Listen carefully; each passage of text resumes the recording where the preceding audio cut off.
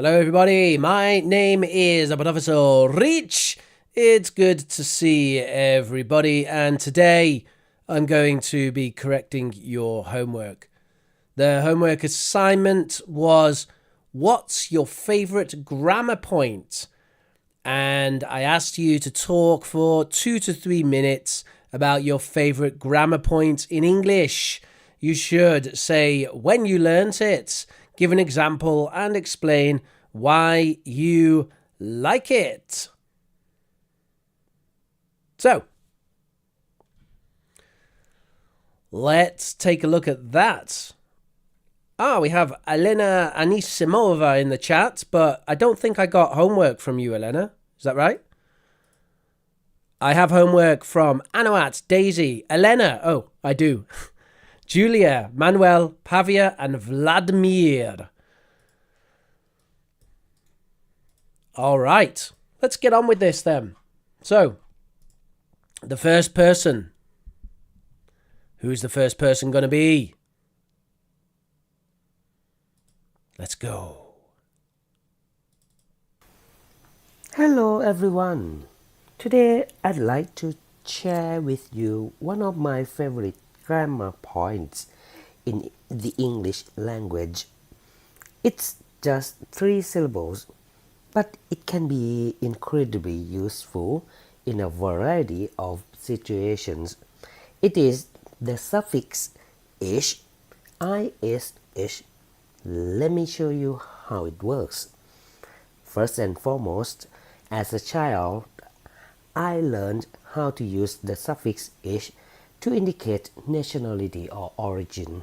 For example, Spanish for someone from Spain, English for someone from England, Swedish for someone from Sweden, you name it.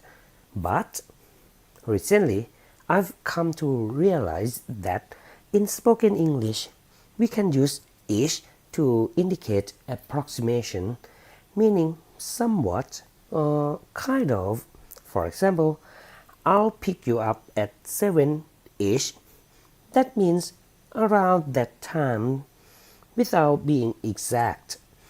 This is especially handy when you want to give a general idea without specifying an exact number. Then, ish is frequently used with colors. When we say greenish, we are describing a color that's somewhat green, but not precisely so. It allows us to convey a shade without needing to know specific color names. In general, we can add ish to adjectives to change the meaning to sort of, a little bit, or somewhat. For example, saying tired-ish implies a degree of tiredness, but not complete exhaustion. It's a great way to express a feeling without needing to find the perfect synonym. Now, why do I find the ish suffix so appealing? Well, it's incredibly versatile and can be a lifesaver, especially for non-native speakers like me, who may still have a limited vocabulary.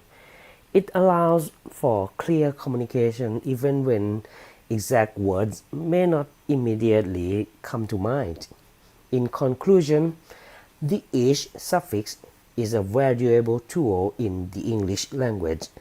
Knowing how to use ish is particularly useful when you can't think of the precise word you want to say.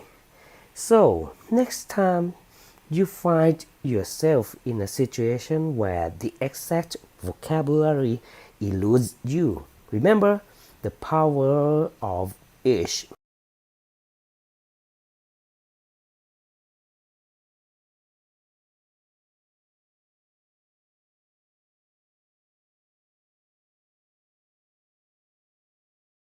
Fantastic. So that was, of course, Anouat, and we have the sort of whole variety of really fantastic things from Anouat. In a variety of situations, we had approximation, which means more or less. And Anawat then spoke about ish, the power of ish. I'll see you at 5-ish. Greenish, something may not immediately come to mind. And then ish is a valuable tool. Next time you find yourself in a situation where you don't know the exact word to say, then you can remember ish and use ish instead, because ish means more or less. And a little bit of pronunciation stuff here for Anawat. This one. A.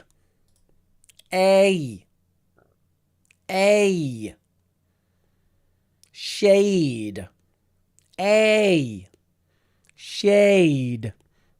A. Shade. A. Shade. And we've got versatile. Versatile. Tile. Versatile. Versatile. All right. Versatile. Shade. So it helps to be more versatile. When talking about colours, you can express shades of colours using ish. Greenish, bluish, greeny, bluish. Fantastic. Well done, Anawat. Super happy with that. Let's move on to our next victim. Who's going to be the next victim? All right, let's go. What have we got here?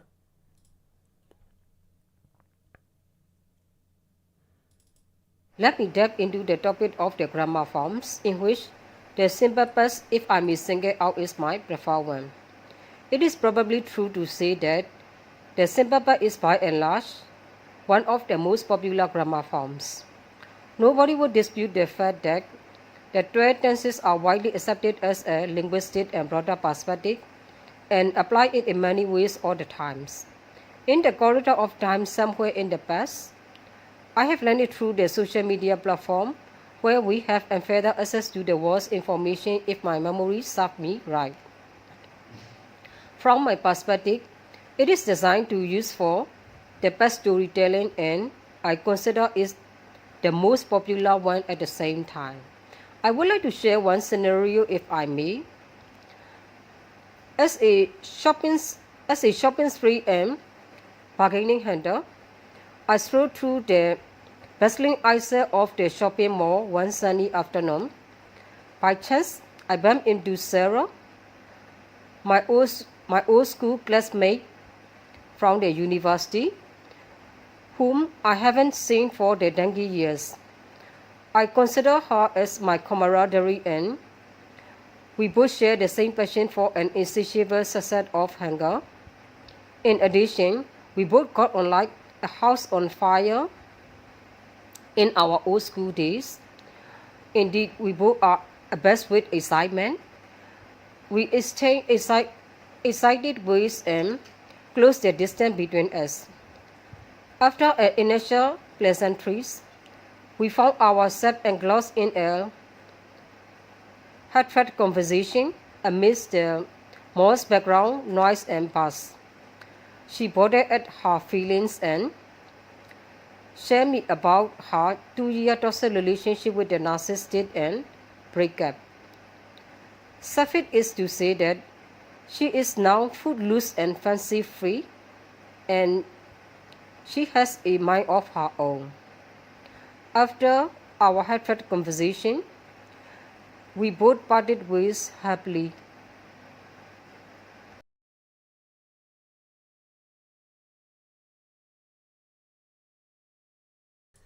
All right, thank you very much, Julia.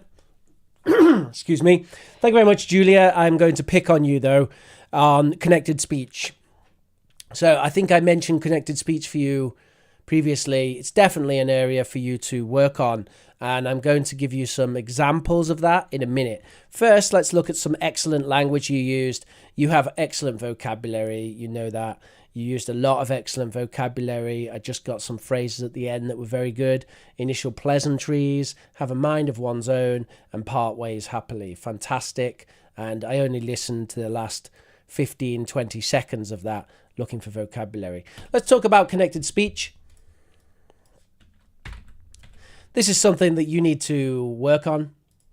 It's very, very noticeable, and it does affect your pronunciation, that you say every word individually without having any connected speech. So you say things like this, even though you have pretty good sentence stress, you still say each word individually with no connected speech. Okay? So let's have a look at some connected speech here. We've got apply it, yeah. Apply it, yeah. Apply it. You need to practice these. What about this one, Julia? What do you think? What's the connected speech here?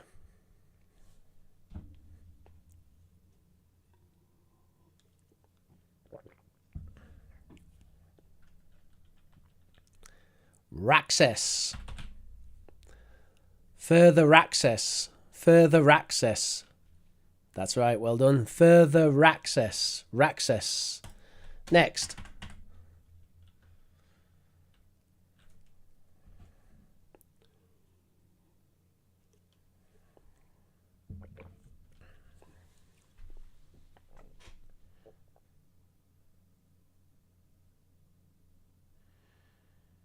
Writ. Consider it. So we got apply it, further access, consider it. If I may, I may, if I may,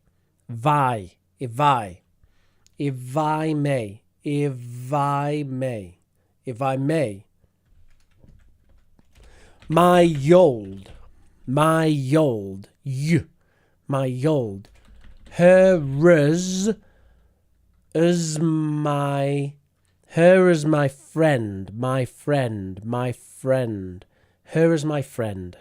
friend, I see her as my friend, house on, house on,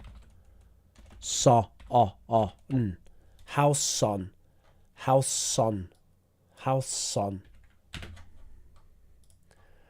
All right. So there are some things to look out for. These are the ones that I noticed in your recording. And I think it would really help your flow and your pronunciation if you started to use this connected speech when talking. So one thing you can do is listen again to your audio and listen for the times when you don't have it and think, what is the correct connected speech here? We have a connected speech sound whenever there is not two consonants next to each other. So the only time between words that you don't have connected speech is when there's two consonants next to each other.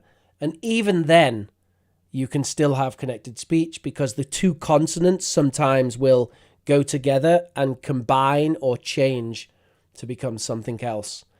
Like in handbag, handbag, handbag, hambag, handbag.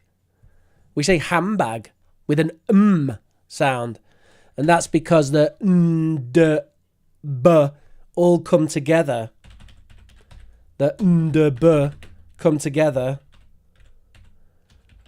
And it becomes an So the whole thing becomes handbag, handbag, handbag, handbag, handbag, handbag.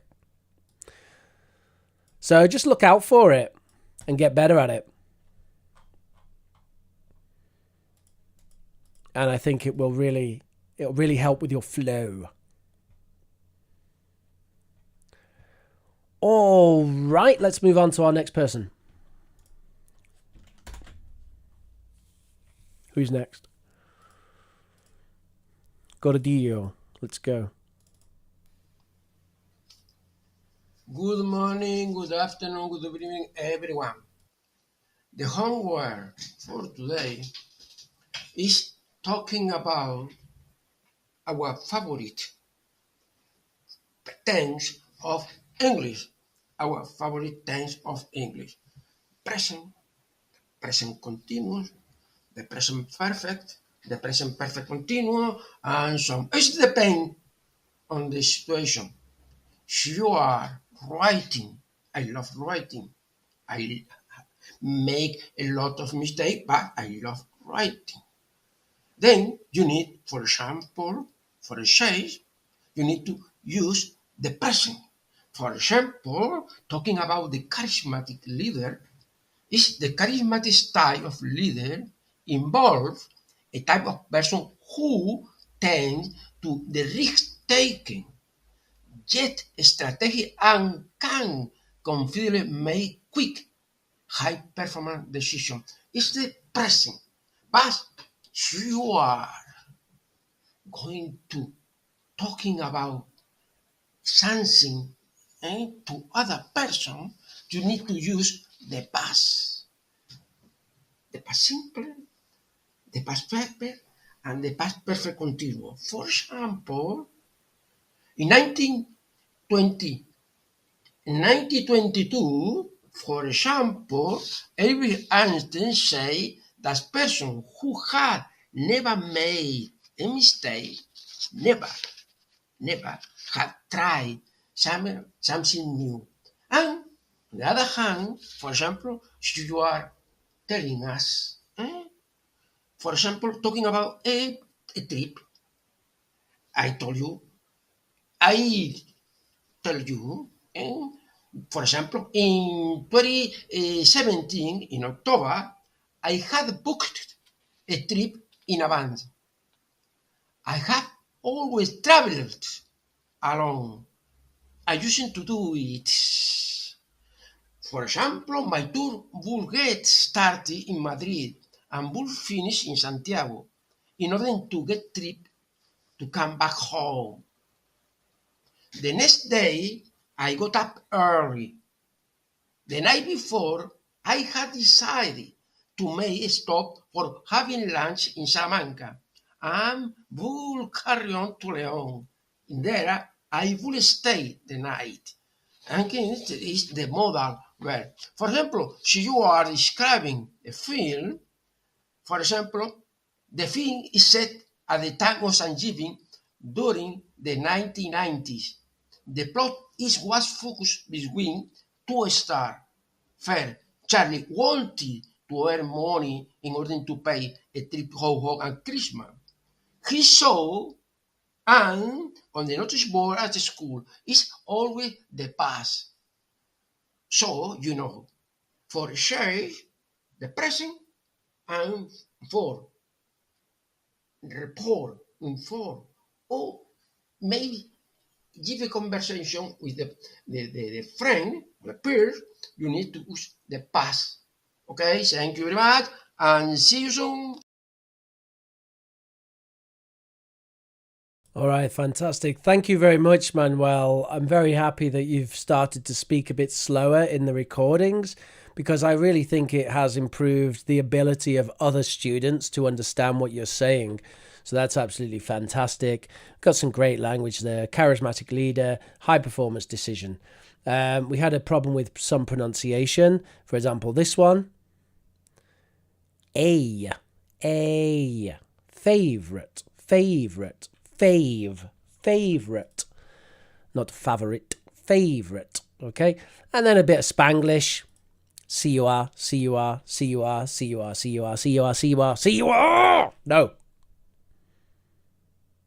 No.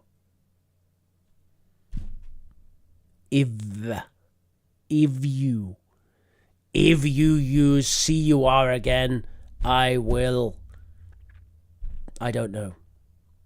But don't use it. If you. In order to. No. In English, it's in order to do that. I work in order to live. I drink protein in order to get big muscles.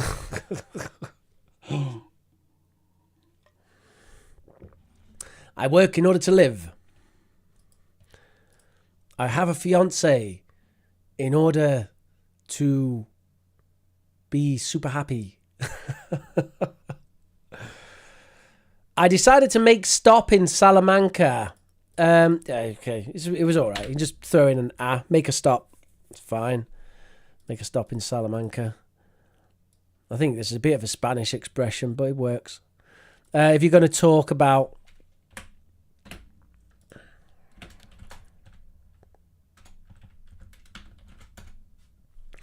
right, thank you very much, everybody. Lovely story there. Let's move on to our next contender / victim. Who have we had so far? We've had Anouat, Julia, and Manuel. All right, let's go. Daisy.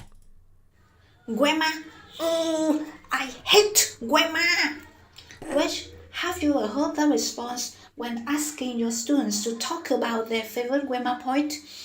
Well, to be honest, grandma is not my cup of tea. In fact, I used to loathe English when I was in high school due to boring grammar. But as my English has improved over time, and I have realized that learning about grammar is necessary because it helps me express my opinion clearly. And today I'm going to talk about my favorite grammar point, past participle. I'm keen on using past participle because it can be used in different tenses to indicate a complete action or to modify nouns or just to beautify my writing, making it more sophisticated. For example, in the sentence, I had eaten nothing before I left for work.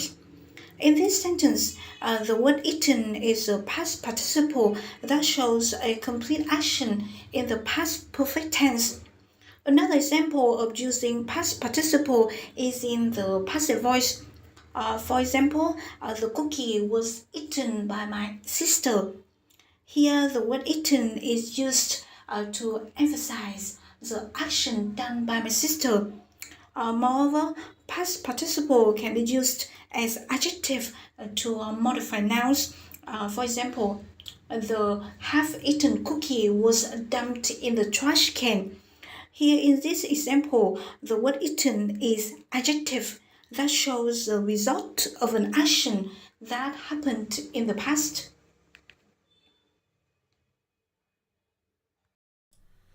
Bingo. All right, fantastic word there, Daisy. Some brilliant stuff. So really, really interesting vocabulary. It helps me express my opinion clearly. It can be used, bit of passive there. Beautify. It's a good word, isn't it? Beautify. We often use beautify when talking about town planning and cities and stuff like that. Like the council wants to beautify the town centre. The government wants to beautify the city. Sorry, I just realised that my face is in the way there. Another example of using bum is bum. Okay, very good. Another example of using the present continuous is I'm going to the park. It's used to emphasise the action. Nice. A half-eaten cookie. Lovely compound noun there. Half-eaten cookie. A lovely noun phrase with a compound adjective. Sorry, is what I meant to say. It's a noun phrase with a compound adjective. If you're interested in what the grammar is there, this is called a compound adjective. And this is a noun phrase. Wonderful. So, what's the problem? What's the problem? Yeah, it's the R sound. Okay. It's not a big issue. I appreciate it's super difficult. But yeah. You're still doing a W, like problem, and guama, gua is your pronunciation. So instead of W, we want to go R. Can you hear the difference there? W, R, W, R, W, R, W, R. Have heard that? Rah, rah, rah, rah, rah. Rah, rah, rah, rah, rah. Rah, rah, rah. All right. Okay, here we go. You ready for this? Oh, God. All right, get ready, everybody. Rah, rah, rah, rah. Rah, rah, rah, rah, rah. Can you see everything here? So, you see lip, teeth, and tongue. Rah, rah, rah, rah. Rah, prah, prah, problem. Really, really. Grammar. Rah, rah, rah, rah, rah, rah. Rah, rah, rah. Rich, rich. Grammar. Express. Prah, prah, prah, press. Problem. Rah. Difference with w and r. W, r, w, r. Rah, rah, rah, rah, rah, rah, rah, rah, rah, rah, rah, rah. In American English, then they prefer to say the r like this. R, r, r, r. So they use the lips. R, r, r, r, r, r, r. It's basically the same. I prefer this. R, r, r, r, r, r, r, r. But you can also do the American. R, r. Tongue position is the same for British and American. R, r, r, r, r, r, r, r, r, r, r. But actually, I think the American is more difficult because you need more control with the lips. With the American, you need to get the lips really tight. R, r, r, r, r. I think the British is easier with the r, r, r, r, r, r, r, r, r, r, r, r, r. Okay. All right, that's enough of that. Thank you. Have I scared everyone away yet? Mouth cam, everybody. 3 cheers for mouth cam. Now I feel like everyone knows how terrible my teeth are. Thank you very much, Daisy. That was absolutely wonderful. Let's move on. Let's move on to Elena Anisimova. Tag questions are used in different languages. It was clear for me as I read them by learning English. But in difference to other languages, tag questions in English are formed on the special way. The tag questions are in German or in Russian in all kinds of sentences the same.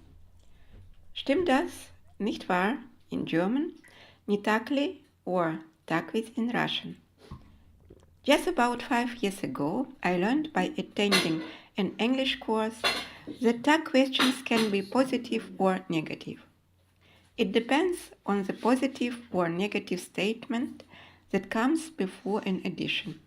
For example, he promised to take part on this project, didn't he? Or, you haven't seen a nutcracker yet, have you? And we use tag questions with imperative forms, for example, with let's do something. Let's go to the Nevsky Prospect, won't you? I am very grateful to our teacher Rich and all students. Bye.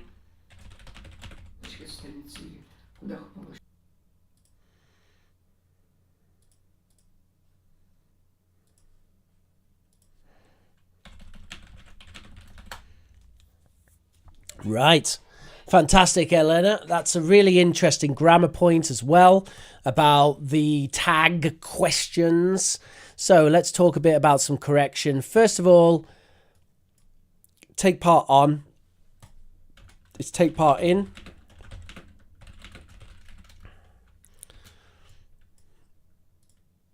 Take part in something. Let's go to the bum, won't you? Actually, that doesn't work.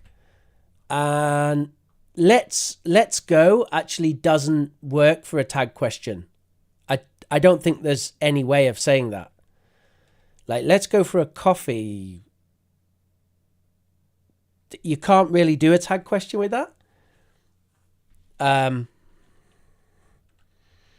So normally with a tag question, you need to make a statement. don't you? So with let's go, it doesn't really work.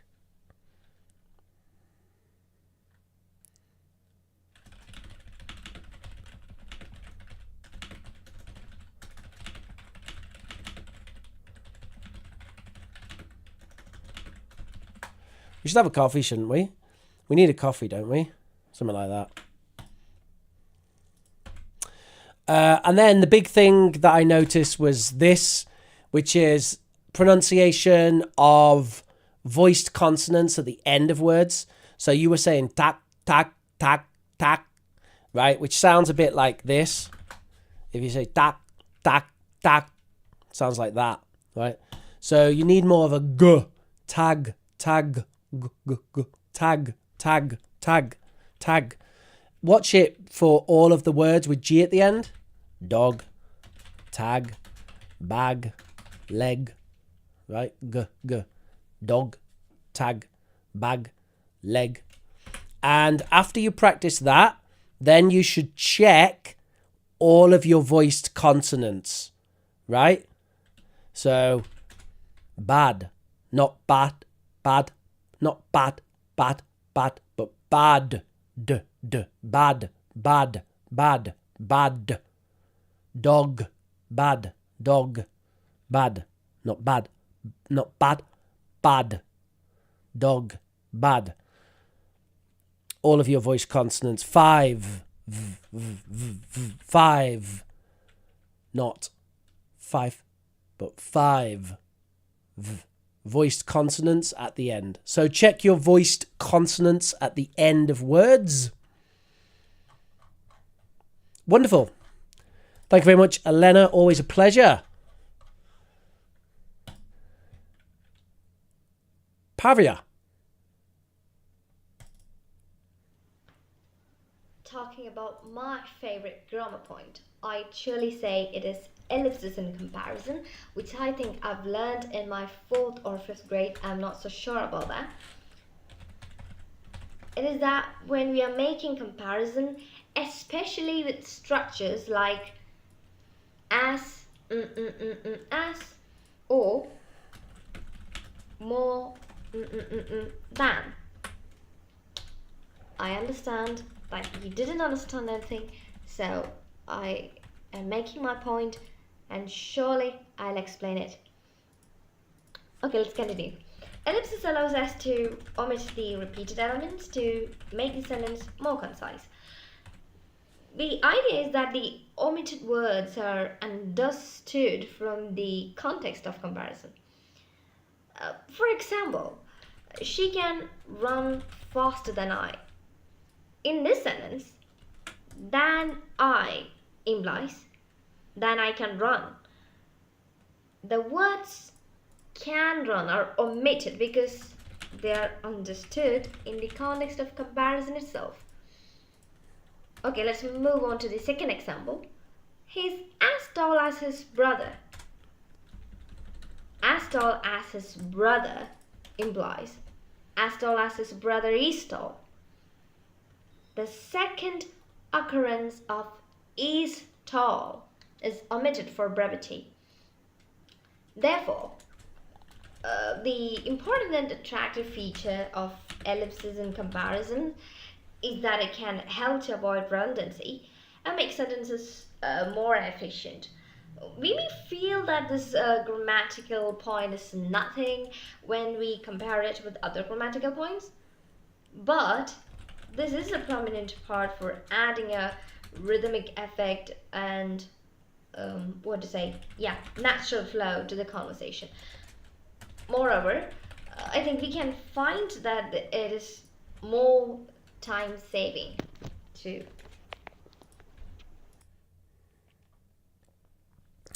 All right, it's always nice to have something from Pavia. Obviously, Pavia has got really, really amazing pronunciation. Sounds very, very British. Very, very British, and I think that's something that she works on. So, yeah, really good, really nice pronunciation in general. But I'm in a mood today, so I'm going to be critical. So get ready. Well, firstly, the nice things. She was talking about comparatives, advanced comparative structures. When we get to the advanced side of comparatives, I think it's good to talk about the nuance differences. Like, she's a little bit taller than him, or she's just about the tallest in the class. Right. The weather in Spain is a tiny bit hotter than the weather in Greece. So these kind of nuanced differences between the comparisons, I think, can be nice. Let's get on to, so we've got some problems with word stress. Pavia knows that she has problems with word stress because of the standard of English that Pavia speaks has different word stress to a British and American standard. So the British and American standard would be ellipsis and understood, not understood, and not ellipsis, but ellipsis and understood. Then we had the attempt to make this into an alveolar D. So she said like the context. Even in American, I think that would be a bit much. Context. Context.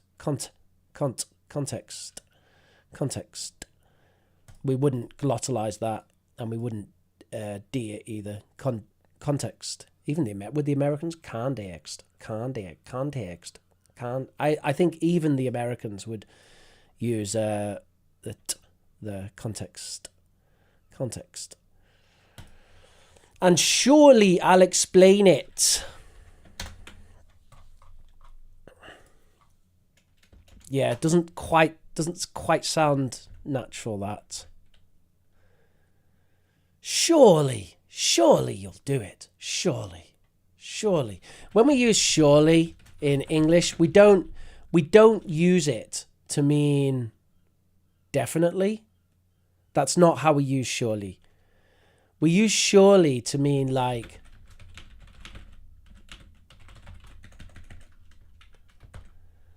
surely they'll give you a free coffee at the meeting. Like, come on, they've got to, right? That's how we use surely. So it doesn't really make a lot of sense here. I think probably you wanted to say something like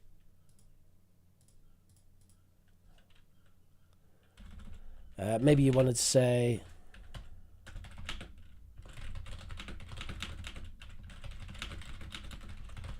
or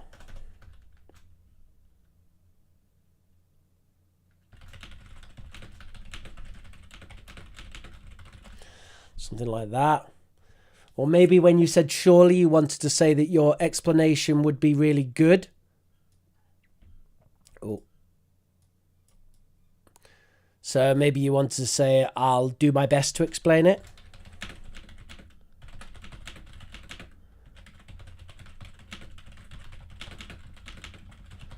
I'll do my best to give a comprehensive explanation in just a moment. And then finally, we move on to grammatical point. Dun, dun, dun. Nope, it's not what we call it. I know that it might seem like that because grammatical is sort of seems like it's the adjective for grammar, but it's not in this case. We call it a grammar point. And in fact, the adjective grammatical is not actually used that much. It's quite rarely used, actually. I'm trying to think of an example when you would use grammatical.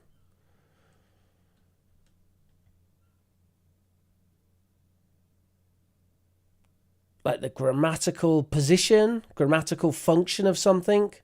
Something like that. Grammatical. The grammatical nature of language. But most of the times we'll use grammar as a noun. And we'll make this kind of compound noun when we're talking about grammar. So, for example, we wouldn't say a grammatical lesson. It'll be a grammar lesson.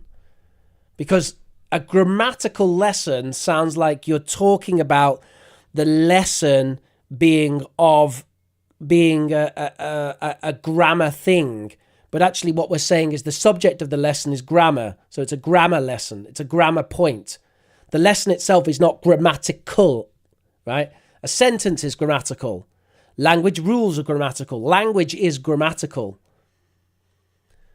So when we're actually discussing grammar, you're more likely to have this compound noun structure of grammar point, grammar lesson. Okay? Again, this just goes to the point of how important it is to learn collocations, really. rather than rules, because rule-wise you'll go, oh, that's an adjective, that's a noun, so surely that's right. But it's not what we use. So we want to learn the collocations rather than relying on syntax. Thank you very much, Pavia. That was amazing. Let's move on to... Do we have one more or two more? One more. Vladimir. Vladimir was a last-minute submission, and he said it's wrong. He told me it's wrong when he gave it me. Let's see. Is it wrong? Let's have a listen. It's a past continuous background story example. It was a beautiful day. The sun was shining and the birds were singing. Children were laughing and playing in the street. Suddenly, a heavy grey cloud appeared in the sky. It was September. If I remember well, it was Sunday. I invited two friends to my house. Near my house there was a big forest. It was dark and mysterious. We took some things, touched water, and went to explore it.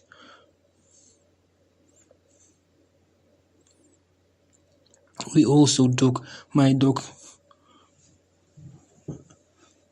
Daphne with us. We were inside the forest. We couldn't see anything. We had been walking for a few hours when we heard loud voices. We ran. Suddenly the ground disappeared. The dog barked. We fell in cold water. There were a lot of fish in the water, but we didn't know what fish they were. We got out of the lake and we went ashore. What was that? Said John. We fell into the unknown world. Roland said. Yes, but how? I asked. Through a hole on the ground. Suddenly we heard a horrible sound. A huge dragon appeared. It was red like flames. Its eyes were yellow. There were a lot of horns like knives on it. It was holding a huge sword which was in flames. Surely it was a terrible sword. I closed Daphne's mouth because if she barked, we could be killed by the dragon. The dragon went away. Daphne escaped from our hands. Where are we? Why? I asked. My question faded away, and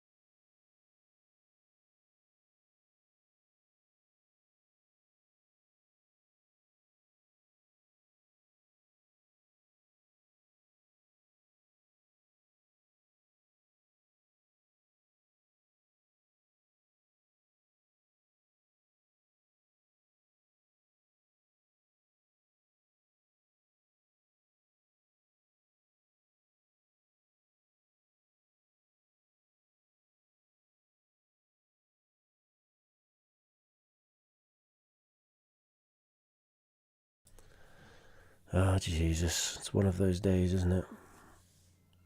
Okay, I'm going to say all that again. Sorry, folks. Here we go. So, we had a good example of surely there. Thank you very much for that, Vladimir. Good example of how to use surely. We use surely for emphasis. Surely is like it must be, like speculation. So, surely it was a terrible sword. All I'd say is you need to use the intonation as well. Surely it was a terrible sword. I really think it was a terrible sword. It must have been a terrible sword. Then we have the correction for pronunciation. Mysterious. Mysterious. And finally, see Eleanor's notes about voice consonants at the end of words. You don't have a massive problem with this. Yours are pretty good, but they could be better. There are some that I think would cause confusion out of context. So have a look. Voice consonants at the end of words. If you do a Google search for voice consonants at the end of words, you'll find some resources for that on the internet. And the point is that in English, we say things like sword, d. We have a d, sword, bag, sword, bag, sword, bag, dog, dog, dog, bag, sword. All right. All right, everybody, make sure that you join England Chat, our awesome community. My name has been Professor Rich, and I hope that you all have a lovely, lovely weekend. And I will catch you probably on Wednesday, definitely on Saturday. Have a lovely week, everybody. Have a lovely weekend. Enjoy yourself, relax, chill out, go have a coffee, and have some fun. Get some sun out there. Join our community and say hello. Thank you very much. See you later.